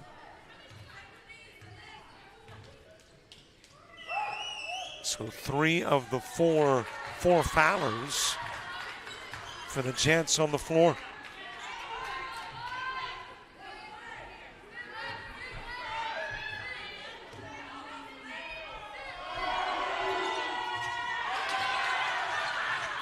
Rebounded by Salumu.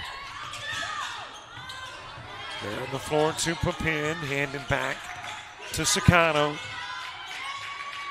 Ignachenko's already got a 3. Misfires on that one. Gregory with it. And she'll get fouled.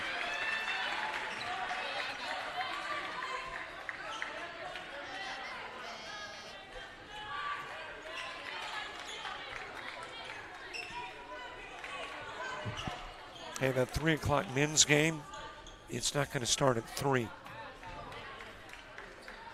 3:18 still to play in this one, in regulation.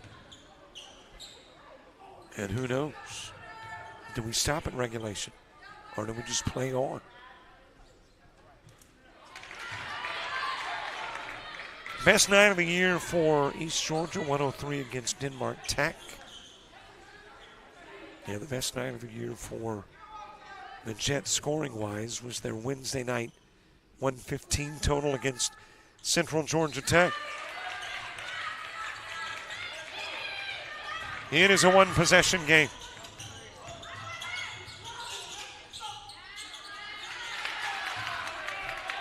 Bucket good from Simpson.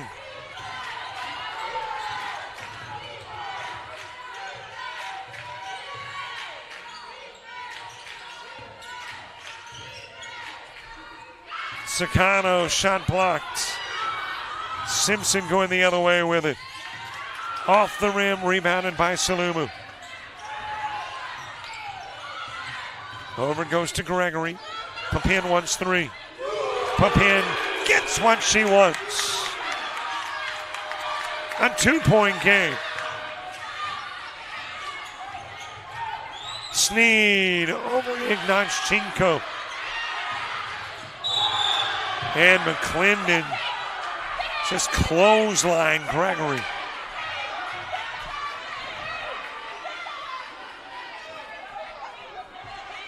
And McClendon picking up her third foul and both down.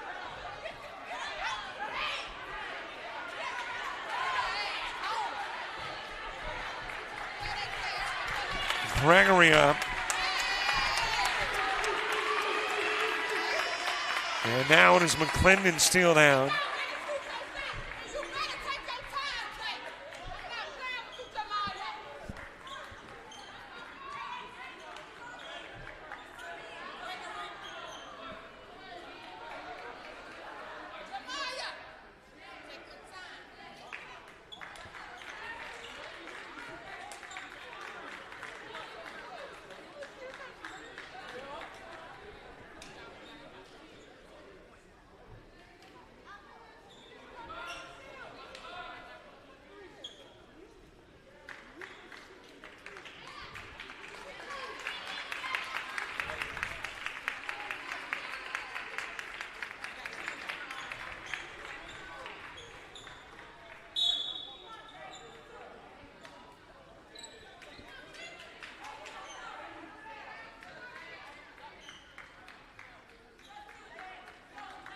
Well, good to see both ladies up.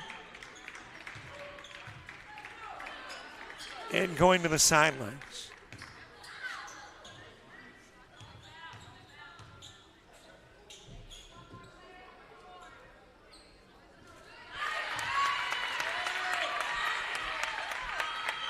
Gregory with an opportunity to tie the game.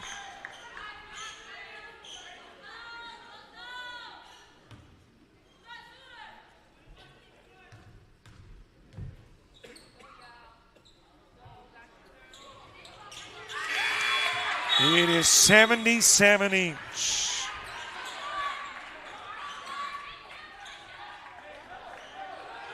McClendon coming back into the game. So Moshe and Gregory okay.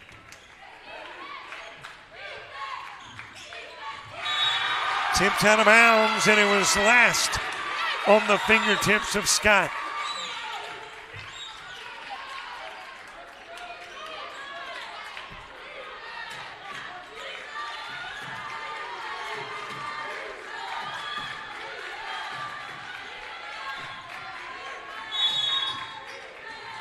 Put in play by Papin. Gregory trying to break the tie. Short. Rebound belonging to Turney. And now it is the Bobcats trying to break apart the 77 all tie.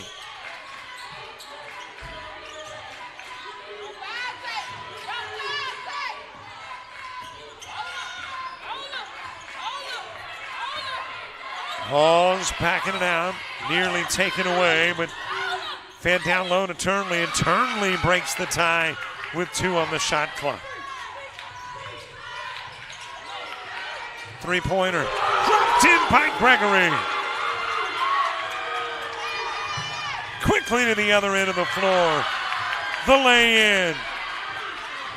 Hall's giving the lead back to East Georgia. How about another 3 off the rim?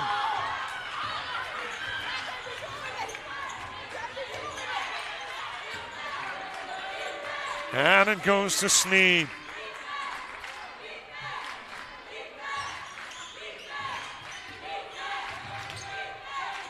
Sneed with a long 2, not long enough. Rebounded by Hawes. Put back is there. 3-point East Georgia State lead as we get inside a minute. Double dribble, Ignanchenko.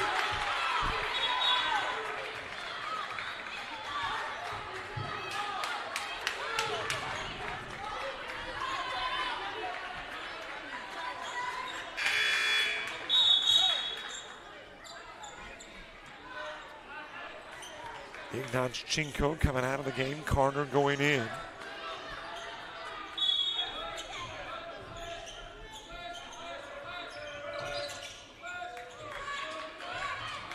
In play to Snead. Big possession. Bobcats can stretch it to a 2-possession game, or the Jets can keep it at 1. Misfiring, Turnley, misfiring, McClendon, misfiring, out of bounds, and it'll be off Carter.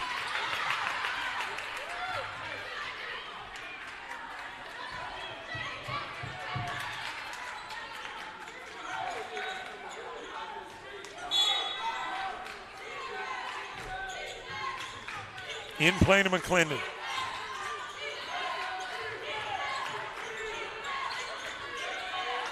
Snead, swing pass, too much for McClendon. And that has got us a timeout. Jets trying to set up a potential game-tying possession with 20 seconds to go.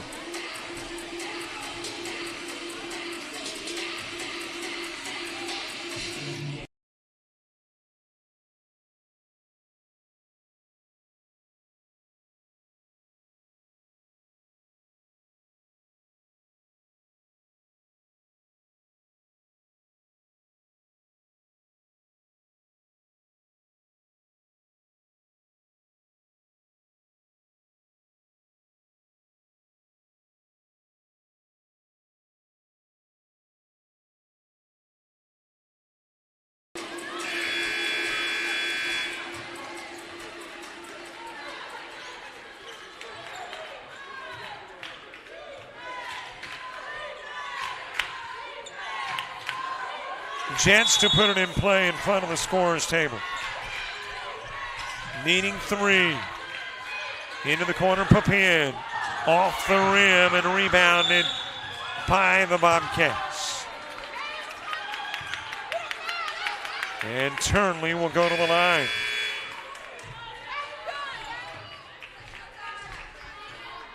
Carter had to foul, and she's now out of the game. That's her 5th.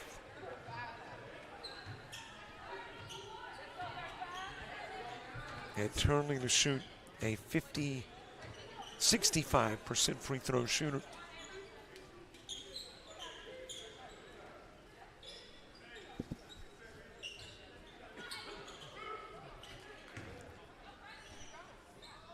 Make one, you make it tough.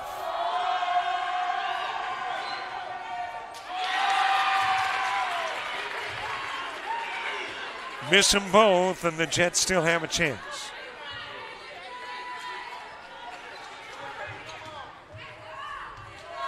A lot of pressure on the Turnley free throw. She'll hit it. That was a big make by Turnley. Pushes it out to a 2-possession lead with 13 seconds left.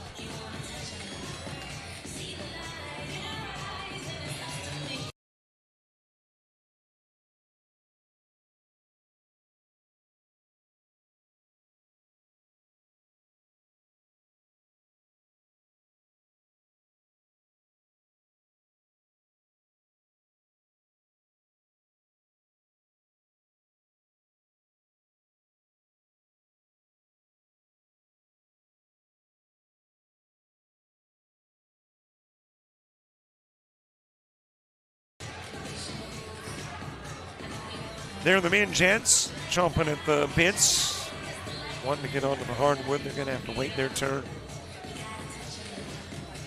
Lady Jets still hoping to pull off not the impossible, Odds obviously against them, down by 2 possessions, but need a quick score.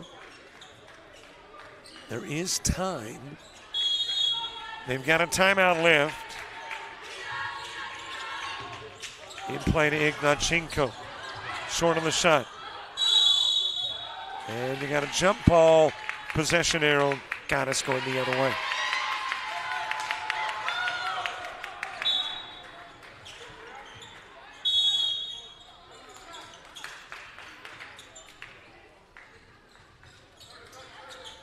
And the Bobcats will call a timeout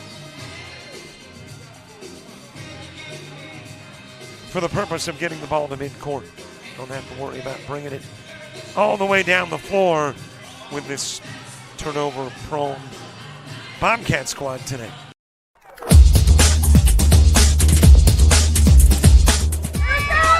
Just about all White Jones County. Diving catch it, shortstop. Gross.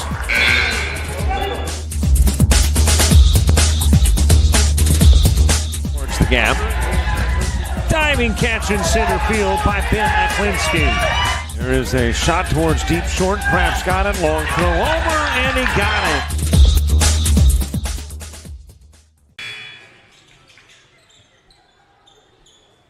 But a battle in his pen. Granted, the odds against the Jets, but still a chance with 8 seconds to play. Theo Howard calling the timeout to bring the ball to that point. Bobcats have struggled today with the inbounds, and he didn't want to turn over on the opposite end of the floor in a quick bucket for the Jets. So he'll bring it to this end of the floor. And we'll get a quick foul, I would assume. Well, no, maybe not. And apparently that's going to be the ball game. 84-80, your final score. Bobcats will take sole possession of first. Jets will fall a game back, but there's a heck of a lot of the season remaining. And 2 more meetings between these two. Men Jets, men Bobcats coming up next. We'll see you in 15 when those two take to the hardwood. For South Georgia Tech and JockJive, I'm Robert Williamson. So long, everybody.